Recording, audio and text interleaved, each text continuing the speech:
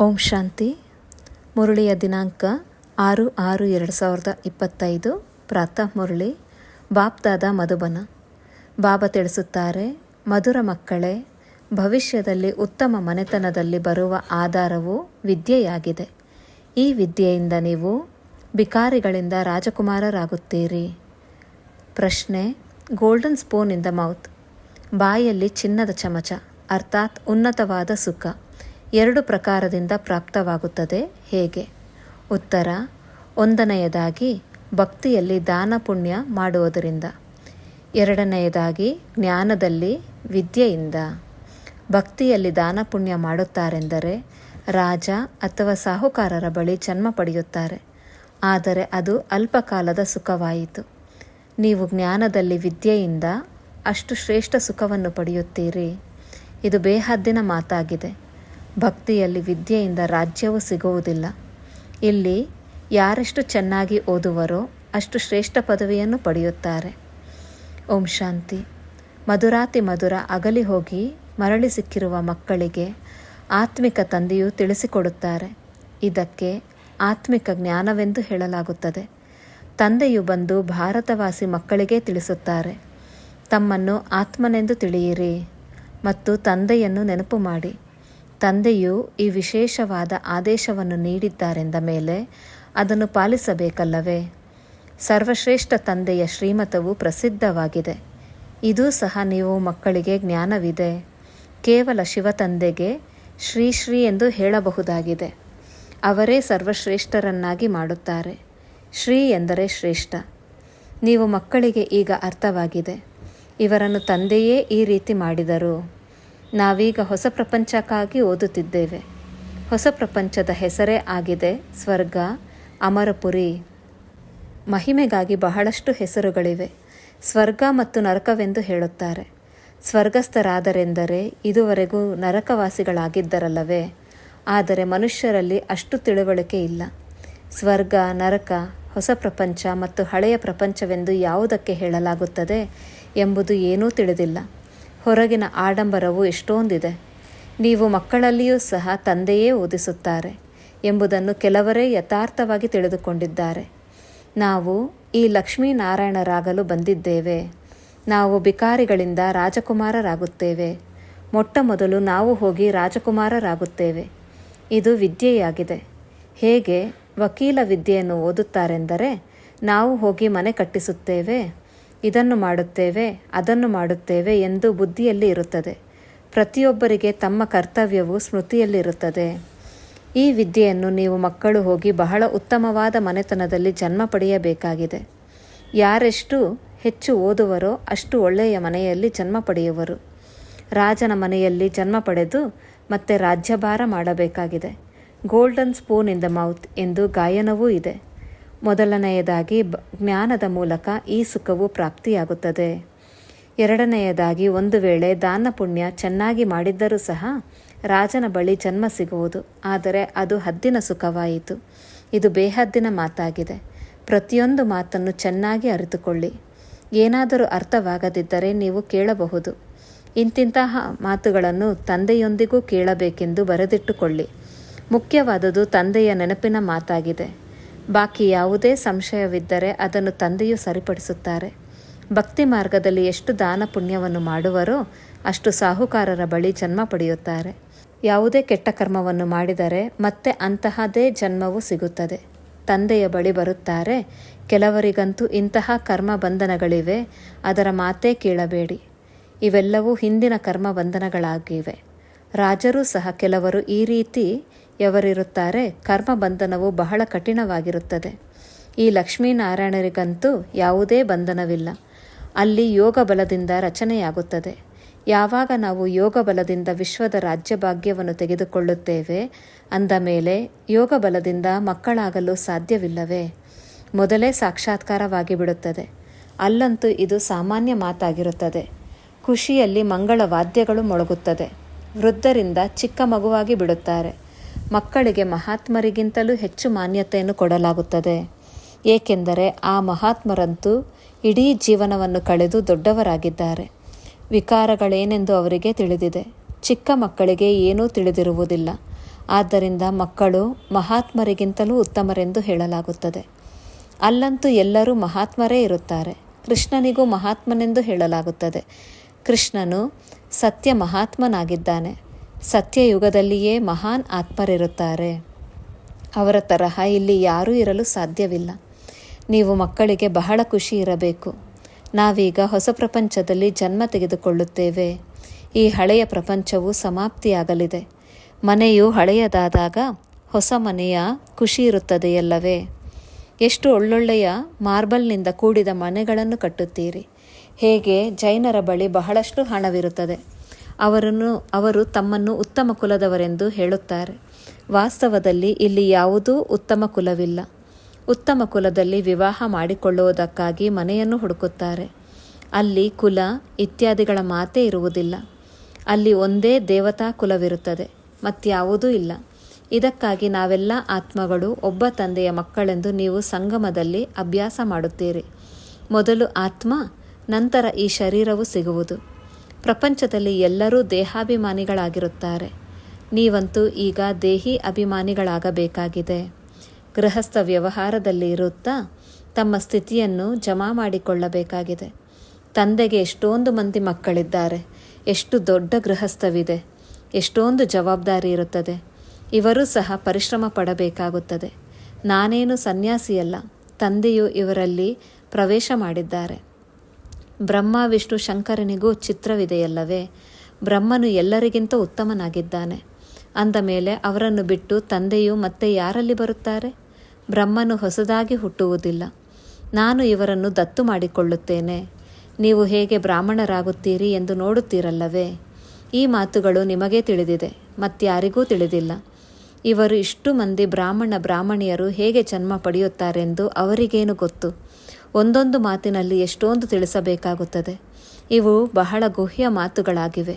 ಇವರು ವ್ಯಕ್ತ ಬ್ರಹ್ಮ, ಅವರು ಅವ್ಯಕ್ತ ಬ್ರಹ್ಮ. ಇವರು ಪವಿತ್ರರಾಗಿ ನಂತರ ಅವ್ಯಕ್ತರಾಗಿ ಬಿಡುತ್ತಾರೆ. ಇವರು ಸಹ ಹೇಳುತ್ತಾರೆ, ನಾನು ಈ ಸಮಯದಲ್ಲಿ ಪವಿತ್ರನಿಲ್ಲ. ನಾನೀಗ ಆ ರೀತಿ ಪವಿತ್ರನಾಗುತ್ತಿದ್ದೇನೆ. ಪ್ರಜಾಪಿತನು ಇಲ್ಲಿಯೇ ಬೇಕಲ್ಲವೇ? ಇಲ್ಲದಿದ್ದರೆ ಮತ್ತೆಲ್ಲಿಂದ ಬರುವರು? ತಂದೆ ಸ್ವತಃ ತಿಳಿಸುತ್ತಾರೆ, ನಾನು ಪತಿತ ಶರೀರದಲ್ಲಿ ಬರುತ್ತೇನೆ. ಖಂಡಿತವಾಗಿ ಇವರಿಗೆ ಪ್ರಜಾಪಿತ ಎನ್ನುವರು. ಇಂಡಿಪೆಂಡೆಂಟ್ ಸೂಕ್ಷ್ಮ ವತನದಲ್ಲಿದ್ದರೆ ಪ್ರಜಾಪಿತನೆಂದು ಹೇಳುವುದಿಲ್ಲ. ಅಲ್ಲಿ ಪ್ರಜೆಗಳೇನು ಮಾಡುವರು? ಇವರು ಸ್ವಯಂ ಇಂಡಿಪೆಂಡೆಂಟ್ ಪವಿತ್ರರಾಗಿ ಬಿಡುತ್ತಾರೆ. ಹೇಗೆ ಇವರು ಪುರುಷಾರ್ಥ ಮಾಡುತ್ತಾರೆಯೋ ಹಾಗೆಯೇ ನೀವು ಪುರುಷಾರ್ಥ ಮಾಡಿ ಸ್ವಯಂ ಪವಿತ್ರರಾಗಿ ಬಿಡುತ್ತೀರಿ. ವಿಶ್ವದ ಮಾಲೀಕರಾಗುತ್ತೀರಲ್ಲವೇ? ಸ್ವರ್ಗವೇ ಬೇರೆ, ನರಕವೇ ಬೇರೆಯಾಗಿದೆ. ಈಗಂತೂ ಎಷ್ಟೊಂದು ತುಂಡು ತುಂಡಾಗಿ ಬಿಟ್ಟಿದೆ. ಇದು 5,000 ವರ್ಷಗಳ ಮೊದಲಿನ ಮಾತಾಗಿದೆ. ಯಾವಾಗ ಇವರ ರಾಜ್ಯವಿತ್ತು, ಇದಕ್ಕೆ ಅವರು ಲಕ್ಷಾಂತರ ವರ್ಷಗಳೆಂದು ಹೇಳಿಬಿಡುತ್ತಾರೆ. ಯಾರು ಕಲ್ಪದ ಹಿಂದೆ ತಿಳಿದುಕೊಂಡಿರುವರೋ ಅವರೇ ಈ ಮಾತುಗಳನ್ನು ಈಗಲೂ ತಿಳಿದುಕೊಳ್ಳುತ್ತಾರೆ. ನೀವು ನೋಡುತ್ತೀರಿ, ಇಲ್ಲಿ ಮುಸಲ್ಮಾನರು, ಪಾರಸಿಗಳು ಮೊದಲಾದವರೆಲ್ಲರೂ ಬರುತ್ತಾರೆ.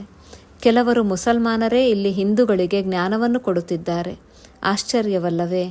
ತಿಳಿದುಕೊಳ್ಳಿ, ಯಾರಾದರೂ ಸಿಖ್ ಧರ್ಮದವರಾಗಿದ್ದರೆ ಅವರೂ ಸಹ ಇಲ್ಲಿ ರಾಜಯೋಗವನ್ನು ಅನ್ಯರಿಗೆ ಕಲಿಸುತ್ತಾರೆ. ಯಾರು ಮತಾಂತರಗೊಂಡಿದ್ದಾರೆಯೋ ಅವರು ಮತ್ತೆ ವರ್ಗಾಯಿತರಾಗಿ ದೇವತಾ ಕುಲದಲ್ಲಿ ಬಂದು ಬಿಡುತ್ತಾರೆ. ಸಸಿಯೂ ನಾಟಿಯಾಗುತ್ತದೆ. ತಮ್ಮ ಬಳಿ ಕ್ರಿಶ್ಚಿಯನ್ನರು, ಪಾರಸಿಗಳು ಬರುತ್ತಾರೆ. ಬೌದ್ಧಿಯರು ಬರುತ್ತಾರೆ. ನಿಮಗೆ ತಿಳಿದಿದೆ, ಸಮಯವು ಸಮೀಪ ಬಂದಾಗ 4 ಕಡೆ ನಮ್ಮ ಹೆಸರು ಪ್ರಸಿದ್ಧವಾಗುವುದು. ನಿಮ್ಮ ಒಂದು ಭಾಷಣದಿಂದಲೇ ಅನೇಕರು ನಿಮ್ಮ ಬಳಿ ಬಂದು ಬಿಡುತ್ತಾರೆ. ಇದು ನಮ್ಮ ಸತ್ಯವಾದ ಧರ್ಮವೆಂದು ಎಲ್ಲರಿಗೂ ಸ್ಮೃತಿ ಬರುತ್ತದೆ. ಯಾರು ನಮ್ಮ ಧರ್ಮದವರಾಗಿರುತ್ತಾರೆಯೋ ಅವರೆಲ್ಲರೂ ಬರುವುದು ಖಚಿತವಲ್ಲವೇ? ಲಕ್ಷಾಂತರ ವರ್ಷಗಳ ಮಾತಿಲ್ಲ. ತಂದೆಯು ತಿಳಿಸುತ್ತಾರೆ, ನೀವು ನೆನ್ನೆಯ ದಿನ ದೇವತೆಗಳಾಗಿದ್ದೀರಿ. ಈಗ ಮತ್ತೆ ತಂದೆಯಿಂದ ಆಸ್ತಿಯನ್ನು ತೆಗೆದುಕೊಳ್ಳುತ್ತಿದ್ದೀರಿ. ನೀವು ಸತ್ಯವಾದ ಪಾಂಡವರಾಗಿದ್ದೀರಿ. ಪಾಂಡವರು ಎಂದರೆ ಪಂಡರು, ಅಂದರೆ ಮಾರ್ಗದರ್ಶಕರು. ಅವರು ಸ್ಥೂಲ ಮಾರ್ಗದರ್ಶಕರಾಗಿರುತ್ತಾರೆ. ನೀವು ಬ್ರಾಹ್ಮಣರು, ಆತ್ಮಿಕ ಮಾರ್ಗದರ್ಶಕರಾಗಿದ್ದೀರಿ. ನೀವೀಗ ಬೇಹದ್ದಿನ ತಂದೆಯಿಂದ ಓದುತ್ತಿದ್ದೀರಿ. ಈ ನಶೆಯು ನಿಮಗೆ ಬಹಳ ಇರಬೇಕು. ನಾವು ತಂದೆಯ ಬಳಿ ಹೋಗುತ್ತೇವೆ. ಅವರಿಂದ ಬೇಹದ್ದಿನ ಆಸ್ತಿಯೂ ಸಿಗುತ್ತದೆ. ಅವರು ನಮ್ಮ ತಂದೆ, ಶಿಕ್ಷಕನೂ ಆಗಿದ್ದಾರೆ. ಇದರಲ್ಲಿ ಯಾವುದೇ ಟೇಬಲ್, ಕುರ್ಚಿ ಇತ್ಯಾದಿಗಳ ಅವಶ್ಯಕತೆ ಇಲ್ಲ. ನೀವು ಬರೆಯುತ್ತೀರೆಂದರೂ ಸಹ ನಿಮ್ಮ ಪುರುಷಾರ್ಥಕ್ಕಾಗಿ. ವಾಸ್ತವದಲ್ಲಿ ಇವು ತಿಳಿದುಕೊಳ್ಳುವ ಮಾತಾಗಿದೆ. ಶಿವತಂದೆಯು ಪೆನ್ನಿನಿಂದ ಬರೆಯುತ್ತಾರೆಯೇ? ನಿಮ್ಮ ಪತ್ರವನ್ನು ಬರೆಯಲು ಪೆನ್ಸಿಲ್ ಇತ್ಯಾದಿಗಳನ್ನು ತೆಗೆದುಕೊಳ್ಳುತ್ತಾರೆಯೇ? ಶಿವತಂದೆಯ ಕೆಂಪು ಅಕ್ಷರಗಳು ಬಂದಿದೆ ಎಂದು ತಿಳಿಯುತ್ತೀರಿ. ತಂದೆಯು ಆತ್ಮೀಯ ಮಕ್ಕಳೇ ಎಂದು ಬರೆಯುತ್ತಾರೆ. ಆತ್ಮಿಕ ತಂದೆಯೇ ಎಂದು ಮಕ್ಕಳು ತಿಳಿಯುತ್ತೀರಿ. ಅವರು ಬಹಳ ಶ್ರೇಷ್ಠಾತಿಶ್ರೇಷ್ಠ ಆಗಿದ್ದಾರೆ. ಇವರ ಮತದಂತೆ ನಡೆಯಬೇಕಾಗಿದೆ. ತಂದೆಯು ತಿಳಿಸುತ್ತಾರೆ, ಕಾಮ ಮಹಾಶತ್ರು ಆಗಿದೆ. ಇದು ಆದಿ ಮಧ್ಯ ಅಂತ್ಯ ದುಃಖ ಕೊಡುವುದಾಗಿದೆ. ಈ ಭೂತಕ್ಕೆ ವಶವಾಗಬೇಡಿ, ಪವಿತ್ರರಾಗಿರಿ. ಹೇ ಪತಿತ ಪಾವನ ಎಂದು ಕರೆಯುತ್ತಾರೆ. ಈಗ ನೀವು ಮಕ್ಕಳಿಗೆ ರಾಜ್ಯಭಾರ ಮಾಡುವ ಬಹಳ ದೊಡ್ಡ ಶಕ್ತಿಯು ಸಿಗುತ್ತದೆ. ಅದನ್ನು ಯಾರೂ ಗೆಲ್ಲಲು ಸಾಧ್ಯವಿಲ್ಲ. ನೀವು ಎಷ್ಟೊಂದು ಸುಖಿಯಾಗಿರುತ್ತೀರಿ ಅಂದಾಗ ಈ ವಿದ್ಯಾಭ್ಯಾಸದ ಮೇಲೆ ಎಷ್ಟೊಂದು ಗಮನವಿರಬೇಕು. ನಮಗೆ ರಾಜ್ಯಭಾಗ್ಯವು ಸಿಗುತ್ತದೆ. ನಾವು ಹೇಗಿದ್ದವರು ಏನಾಗುತ್ತಿದ್ದೇವೆಂದು ನಿಮಗೆ ತಿಳಿದಿದೆ. ಭಗವಾನು ವಾಚ ಇದೆಯಲ್ಲವೇ? ನಾನು ನಿಮಗೆ ರಾಜಯೋಗವನ್ನು ಕಲಿಸುತ್ತೇನೆ. ರಾಜರಿಗೂ ರಾಜರನ್ನಾಗಿ ಮಾಡುತ್ತೇನೆ. ಯಾರಿಗೆ ಭಗವಂತನೆಂದು ಹೇಳಲಾಗುತ್ತದೆ ಎಂಬುದು ಯಾರಿಗೂ ತಿಳಿದಿಲ್ಲ. ಓ ಬಾಬಾ ಎಂದು ಆತ್ಮವೇ ಕರೆಯುತ್ತದೆ. ಅಂದ ಮೇಲೆ ಅವರು ಯಾವಾಗ ಮತ್ತು ಹೇಗೆ ಬರುತ್ತಾರೆಂದು ತಿಳಿಯಬೇಕಲ್ಲವೇ? ಮನುಷ್ಯರೇ ನಾಟಕದ ಆದಿ ಮಧ್ಯ ಅಂತ್ಯದ ಕಾಲಾವಧಿಯನ್ನು ತಿಳಿದುಕೊಳ್ಳಬೇಕಾಗಿದೆಯಲ್ಲವೇ? ಇದನ್ನು ತಿಳಿಯುವುದರಿಂದ ನೀವು ದೇವತೆಗಳಾಗಿ ಬಿಡುತ್ತೀರಿ. ಜ್ಞಾನವಿರುವುದೇ ಸದ್ಗತಿಗಾಗಿ. ಈ ಸಮಯವು ಕಲಿಯುಗದ ಅಂತ್ಯವಾಗಿದೆ. ಎಲ್ಲರೂ ದುರ್ಗತಿಯಲ್ಲಿ ಇದ್ದಾರೆ. ಸತ್ಯಯುಗದಲ್ಲಿ ಸದ್ಗತಿ ಇರುತ್ತದೆ. ಸರ್ವರ ಸದ್ಗತಿ ಮಾಡಲು ತಂದೆಯೇ ಬಂದಿದ್ದಾರೆ. ಎಲ್ಲರನ್ನು ಜಾಗೃತ ಮಾಡಲು ಎಂಬುದನ್ನು ನೀವು ತಿಳಿದುಕೊಂಡಿದ್ದೀರಿ. ಇದೇನು ಸ್ಮಶಾನವಲ್ಲ, ಆದರೆ ಘೋರ ಅಂಧಕಾರದಲ್ಲಿ ಮಲಗಿದ್ದಾರೆ. ಅವರನ್ನು ಜಾಗೃತ ಮಾಡಲು ಬರುತ್ತಾರೆ. ಯಾವ ಮಕ್ಕಳು ಘೋರ ಅಂಧಕಾರದ ನಿದ್ರೆಯಿಂದ ಎಚ್ಚರವಾಗುತ್ತಾರೆಯೋ ಅವರಲ್ಲಿ ಬಹಳ ಖುಷಿ ಇರುತ್ತದೆ. ನಾವು ಶಿವತಂದೆಯ ಮಕ್ಕಳಾಗಿದ್ದೇವೆ. ಯಾವುದೇ ಪ್ರಕಾರದ ಚಿಂತೆ ಇಲ್ಲ. ತಂದೆಯು ನಿಮ್ಮನ್ನು ವಿಶ್ವದ ಮಾಲೀಕರನ್ನಾಗಿ ಮಾಡುತ್ತಾರೆ. ಅಳುವ ಮಾತೇ ಇರುವುದಿಲ್ಲ. ಈಗ ಇದು ದುಃಖದ ಪ್ರಪಂಚವಾಗಿದೆ. ಅದು ಸದಾ ಹರ್ಷಿತವಾಗಿರುವಂತಹ ಪ್ರಪಂಚವಾಗಿದೆ. ಅವರ ಚಿತ್ರಗಳನ್ನು ನೋಡಿ, ಹೇಗೆ ಶೋಭನಿಕ ಹರ್ಷಿತ ಮುಖಿಗಳನ್ನಾಗಿ ತೋರಿಸುತ್ತಾರೆ. ಆ ಮುಖಲಕ್ಷಣಗಳನ್ನು ಇಲ್ಲಿ ರಚಿಸಲು ಸಾಧ್ಯವಿಲ್ಲ. ಇವರ ರೀತಿಯೇ ಮುಖಲಕ್ಷಣಗಳು ಕಾಣುತ್ತವೆ ಎಂದು ಬುದ್ಧಿಯಿಂದ ತಿಳಿಯುತ್ತಾರೆ. ನೀವು ಇವರ ರೀತಿಯೇ ಮುಖಲಕ್ಷಣಗಳು ಕಾಣುತ್ತದೆ ಎಂದು ಬುದ್ಧಿಯಿಂದ ತಿಳಿಯುತ್ತಾರೆ. ನೀವು ಮಧುರಾತಿ ಮಧುರ ಮಕ್ಕಳಿಗೆ ಈಗ ಸ್ಮೃತಿ ಬಂದಿದೆ. ಭವಿಷ್ಯದಲ್ಲಿ ನಾವು ಅಮರಪುರಿಯ ರಾಜರಾಗುತ್ತೇವೆ. ಈ ಮೃತ್ಯುಲೋಕ ಬಿದುರಿನ ಕಾಡಿಗೆ ಬೆಂಕಿ ಬೀಳುವುದಿದೆ. ಅಂತರ್ಯದಲ್ಲಿ ಒಬ್ಬರು ಇನ್ನೊಬ್ಬರನ್ನು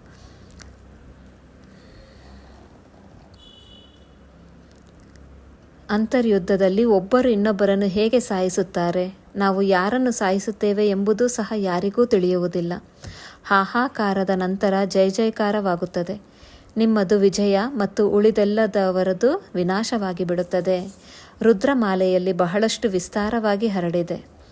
ಜ್ಞಾನವು ಬೀಜವಾಗಿದೆ. ಬೀಜವು ಎಷ್ಟು ಚಿಕ್ಕದಾಗಿದೆ. ಬೀಜರೂಪನು ತಂದೆಯಾಗಿದ್ದಾರೆ. ಈ ವೃಕ್ಷದ ಪಾಲನೆ ವಿನಾಶ ಹೇಗೆ ಆಗುತ್ತದೆ ಎಂದು ನೀವು ತಿಳಿದುಕೊಂಡಿದ್ದೀರಿ. ಇದು ವಿಭಿನ್ನ ಧರ್ಮಗಳ ಕೆಳಗಾದ ವೃಕ್ಷವಾಗಿದೆ. ಪ್ರಪಂಚದಲ್ಲಿ ಇದು ಯಾರೊಬ್ಬರಿಗೂ ತಿಳಿದಿಲ್ಲ. ಈಗ ಮಕ್ಕಳು ತಂದೆಯನ್ನು ನೆನಪು ಮಾಡುವ ಬಹಳ ಪರಿಶ್ರಮ ಪಡಬೇಕಾಗಿದೆ. ಆಗಲೇ ವಿಕರ್ಮವು ವಿನಾಶವಾಗುವುದು. ಈ ಗೀತೆಯನ್ನು ಓದುವವರು ಸಹ ಮನ್ಮನಾಭವದ ದೇಹದ ಎಲ್ಲ ಧರ್ಮಗಳನ್ನು ಬಿಟ್ಟು ತಮ್ಮನ್ನು ಆತ್ಮನೆಂದು ತಿಳಿದು ತಂದೆಯನ್ನು ನೆನಪು ಮಾಡಿ ಎಂದು ಹೇಳುತ್ತಾರೆ. ಮನುಷ್ಯರು ಇದರ ಅರ್ಥವನ್ನು ತಿಳಿದುಕೊಂಡಿಲ್ಲ. ಅದು ಭಕ್ತಿ ಮಾರ್ಗವಾಗಿದೆ. ಇದು ಜ್ಞಾನ ಮಾರ್ಗವಾಗಿದೆ. ಈ ರಾಜಧಾನಿಯು ಸ್ಥಾಪನೆಯಾಗುತ್ತಿದೆ. ಯಾವುದೇ ಚಿಂತೆಯ ಮಾತಿಲ್ಲ. ಸ್ವಲ್ಪ ಜ್ಞಾನವನ್ನು ಕೇಳಿರುವವರು ಸಹ ಪ್ರಜೆಗಳಲ್ಲಿ ಬರುತ್ತಾರೆ. ಶ್ರೇಷ್ಠ ಪದವಿಯನ್ನು ಪಡೆಯುತ್ತಾರೆ. ಬುದ್ಧಿಯಲ್ಲಿ ಈ ತಿಳುವಳಿಕೆ ಇದೆಯಲ್ಲವೇ? ನಾವು ಹೊಸ ಪ್ರಪಂಚದಲ್ಲಿ ರಾಜಕುಮಾರರಾಗುತ್ತೇವೆ. ಹೇಗೆ ವಿದ್ಯಾರ್ಥಿಗಳು ಪರೀಕ್ಷೆಗಳನ್ನು ತೇರ್ಗಡೆ ಮಾಡಿದಾಗ ಅವರಿಗೆ ಎಷ್ಟೊಂದು ಮಾಲೀಕರಾಗುತ್ತೇವೆ ಎಂದು ನಶೆ ಇರುತ್ತದೆ. ಯಾವುದೇ ಮಾತಿನಲ್ಲಿ ಎಂದೂ ನೀವು ಮುನಿಸಿಕೊಳ್ಳಬಾರದು. ಬ್ರಾಹ್ಮಣಿಯೊಂದಿಗೆ ಆಗುವುದಿಲ್ಲವೆಂದರೆ ತಂದೆಯೊಂದಿಗೆ ಮುನಿಸಿಕೊಳ್ಳುತ್ತಾರೆ. ಅರೆ, ನೀವು ತಂದೆಯೊಂದಿಗಾದರೂ ಬುದ್ಧಿಯನ್ನು ಜೋಡಿಸಿ ಅವರನ್ನು ಪ್ರೀತಿಯಿಂದ ನೆನಪು ಮಾಡಿ. ಬಾಬಾ, ನಾವು ತಮ್ಮನ್ನೇ ನೆನಪು ಮಾಡುತ್ತಾ ಮಾಡುತ್ತಾ ಮನೆಗೆ ಬಂದು ಬಿಡುತ್ತೇವೆ. ಒಳ್ಳೆಯದು. ಮಧುರಾತಿ ಮಧುರ ಅಗಲಿ ಹೋಗಿ ಮರಳಿ ಸಿಕ್ಕಿರುವಂತಹ ಮಕ್ಕಳಿಗೆ ಮಾತಾಪಿತಾ ಬಾಪ್ ದಾದಾರವರ ನೆನಪು ಪ್ರೀತಿ ಹಾಗೂ ನಮಸ್ತೆ. ಆತ್ಮೀಯ ಮಕ್ಕಳಿಗೆ ಆತ್ಮೀಯ ತಂದೆಯ ನಮಸ್ತೆ. ಆತ್ಮಿಕ ಬಾಪ್ ದಾದಾರವರಿಗೆ ಆತ್ಮಿಕ ಮಕ್ಕಳ ನಮಸ್ತೆ ನಮಸ್ತೆ ನಮಸ್ತೆ. ಧಾರಣೆಗಾಗಿ ಮುಖ್ಯ ಸಾರ. ಮೊದಲನೇ ಪಾಯಿಂಟ್, ಯಾವುದೇ ಮಾತಿನ ಚಿಂತೆ ಮಾಡಬಾರದು. ಸದಾ ಹರ್ಷಿತರಾಗಿರಬೇಕು. ಸ್ಮೃತಿ ಇರಲಿ, ನಾವು ಶಿವತಂದೆಯ ಮಕ್ಕಳಾಗಿದ್ದೇವೆ. ನಮ್ಮನ್ನು ವಿಶ್ವದ ಮಾಲೀಕರನ್ನಾಗಿ ಮಾಡಲು ತಂದೆಯೂ ಬಂದಿದ್ದಾರೆ. ಸೆಕೆಂಡ್ ಪಾಯಿಂಟ್, ತಮ್ಮ ಸ್ಥಿತಿಯನ್ನು ಏಕರಸವಾಗಿಟ್ಟುಕೊಳ್ಳಲು ಆತ್ಮಾಭಿಮಾನಿಗಳಾಗುವ ಪುರುಷಾರ್ಥ ಮಾಡಬೇಕಾಗಿದೆ. ಈ ಹಳೆಯ ಮನೆಯೊಂದಿಗಿನ ಮಮತ್ವವನ್ನು ಕಳೆಯಬೇಕಾಗಿದೆ.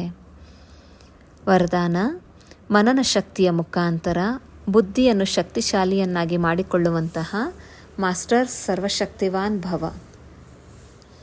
ಮನನ ಶಕ್ತಿಯೇ ದಿವ್ಯ ಬುದ್ಧಿಯ ಪೌಷ್ಟಿಕ ಆಹಾರವಾಗಿದೆ. ಹೇಗೆ ಭಕ್ತಿಯಲ್ಲಿ ಸ್ಮರಣೆ ಮಾಡುವ ಅಭ್ಯಾಸಿಯಾಗಿರುತ್ತಾರೆ, ಹಾಗೆ ಜ್ಞಾನದಲ್ಲಿ ಸ್ಮೃತಿಯ ಶಕ್ತಿಯಾಗಿದೆ. ಈ ಶಕ್ತಿಯ ಮುಖಾಂತರ ಮಾಸ್ಟರ್ ಸರ್ವಶಕ್ತಿವಾನಾಗಿ ಪ್ರತಿದಿನ ಅಮೃತ ವೇಳೆ ತಮ್ಮ ಒಂದು ಟೈಟಲನ್ನು ಸ್ಮೃತಿಯಲ್ಲಿ ತನ್ನಿ ಮತ್ತು ಮನನ ಮಾಡುತ್ತೀರಿ. ಆಗ ಮನನ ಶಕ್ತಿಯಿಂದ ಬುದ್ಧಿ ಶಕ್ತಿಶಾಲಿಯಾಗಿರುತ್ತದೆ. ಶಕ್ತಿಶಾಲಿ ಬುದ್ಧಿಯ ಮೇಲೆ ಮಾಯೆಯ ವಾರಾಗಲು ಸಾಧ್ಯವಿಲ್ಲ, ಪರವಶವಾಗಲು ಸಾಧ್ಯವಿಲ್ಲ.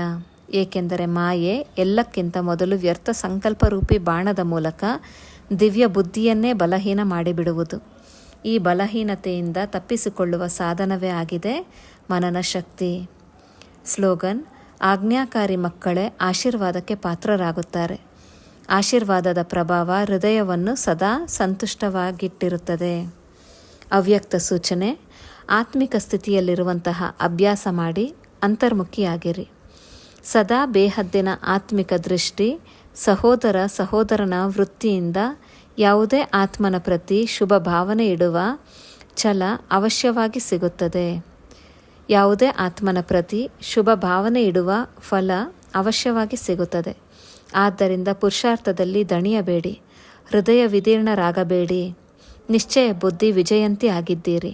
ನನ್ನತನದ ಸಂಬಂಧದಿಂದ ಭಿನ್ನರಾಗಿ ಶಾಂತಿ ಹಾಗೂ ಶಕ್ತಿಗಳ ಸಹಯೋಗವನ್ನು ಆತ್ಮನಿಗೆ ನೀಡುತ್ತೀರಿ. ಓಂ ಶಾಂತಿ.